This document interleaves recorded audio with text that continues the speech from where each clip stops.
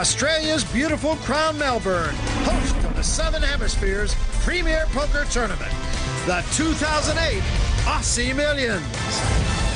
This week began with a record field of 780 players, and tonight we're down under 100 survivors. Yes! Among them are 4 poker heavyweights in search of the $1.65 million top prize. Eric Lindgren is deep stacked and dangerous. It's been 3 years since his last big win, and the man they call E-Dog is looking to regain his bite. When you're very confident and you feel like things are going to go right, that's when you can bam, bam, bam, knock a few of these off in a row, and that's what I'm trying to do. Eric Seidel has 8 World Series bracelets, a Hall of Fame resume, and he knows what it takes to win it all. It takes making a lot of good decisions, and you really have to avoid the one dumb mistake that's going to bust you in the tournament. These two know plenty about that one dumb mistake. Because when it comes to blow-ups, perhaps no 2 players have had more experience than Andrew Black and Mike Matusow. You know, I'm basically an idiot a lot of the time. I feel myself when I go on tilt, and I can't stop it. I suck. If I get a little bit kinked off, then I can just kind of completely collapse. So that's how it's going to be. That was terrible. Tonight, see who'll survive and who'll be sent packing, and who'll be one step closer to collecting this pile of cash. FullTiltPoker.net presents the Aussie Millions. It's day 3 of the Aussie Millions, and action already underway from here at the Crown Melbourne. I'm Barry Tompkins alongside noted poker author Michael Koenig. One player will be taking home the top prize of $1.65 million. I'm not here to make millions. I'm here to make billions. That's Mike Matusow. He only has half the average stack. He'll have to double up quickly to stick around. Eric Lindgren, very dangerous player. His chip count over 191,000. Keith Sexton, on the other hand, serious danger of finishing out of the money. But they are all chasing this man, 24-year-old Matt Lagarde, the chip leader, 508,000. Let's take you upstairs to our feature table where Andrew Black sits. He finished 3rd in the 2007 Aussie Millions, a very dangerous player. And Eric Seidel has more World Series of Poker bracelets than anyone left in the field. He knows how to win. Let's take a look at the chip count at our main table. Matthew Stout's the chip leader, but look at Andrew Black and Eric Seidel, both looming and very dangerous. 96 players remaining in the field, but remember, only the top 80 will get paid. The blinds here, 2,000 and 4,000 with a 500 ante. This is Nino Murata, and he'll fold. So too will Matthew Stout. Kevin Saul, a 27-year-old pro from Chicago, will fold, and so will our short stack, Leo Boxell. Action now over to Andy Black, who looks down at a pair of 5s. Black's going to raise it up to 10,500. Seidel folds, and so does Nick Putt. Now John D'Alessandri. He will not be folding. Not with a pair of aces.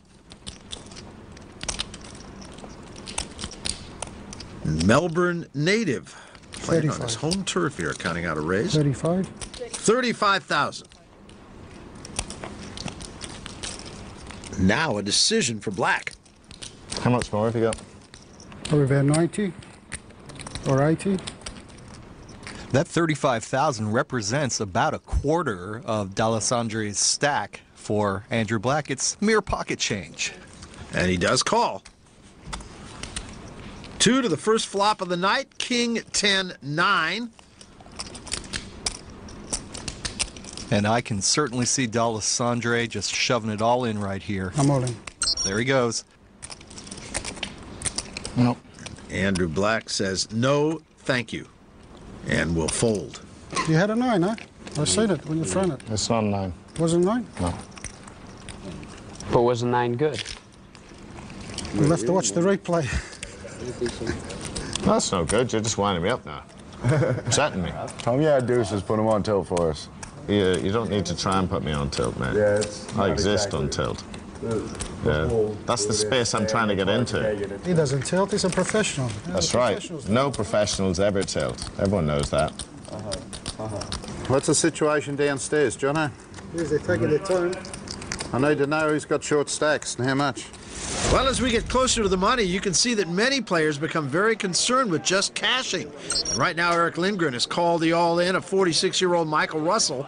Lindgren's kings trailing Russell's aces. Eric is going to need some help here. To the flop. 10-6 deuce. Very safe flop for Michael Russell. Eric Lindgren, on the other hand, is looking for a king. He was very healthy at the start of this hand. Turn is a 9 of spades. And with one card to go, Michael Russell is very close to securing his place in the money. The river is another 9, and Russell will pick up a pot worth more than $230,000, and the chip count of Eric Lindgren drops dramatically. Quickly now over to table 30, where Mike Matusow has moved all in. He's got pocket 9s. He's been called by the ace-king of Con Angelakis. Matusow looking to win this coin flip and get an early double up here. The flop, 10 and a pair of 6s. That's a safe flop for Matusow. He just needs to dodge 2 more cards, and he will double through. On the turn, a deuce of diamonds. Angelakis looking for an ace or a king. Otherwise, Matusow is up to $165,000. Here is the river. It's an ace! And Matusow is gone! Mike Matusow was on the verge of doubling up and getting some chips that would have made him a force in this tournament. And just like that, he's looking at a long trip back home. Welcome back to the Crown Melbourne and the 2008 Aussie Millions.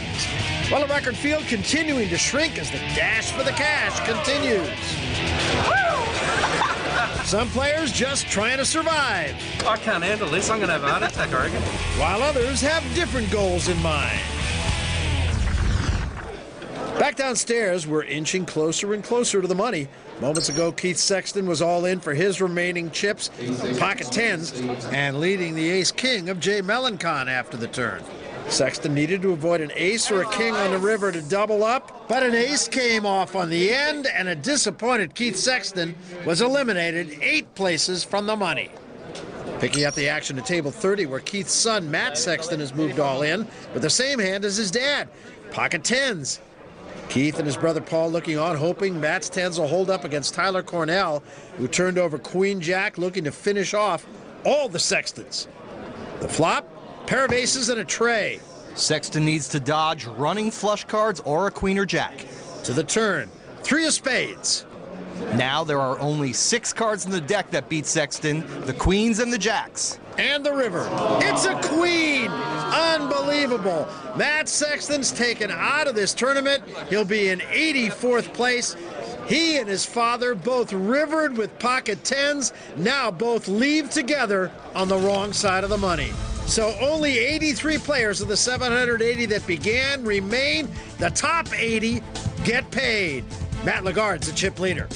I'm Barry Tompkins, along with Michael Koenig. And Michael, we are now just 3 eliminations away from that point where everybody gets a paycheck.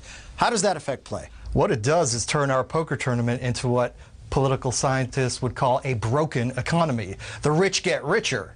There's 2 classes of player, the player with big stack and the player with small stack. The big stacks will feast on the small stacks. We're going to watch to see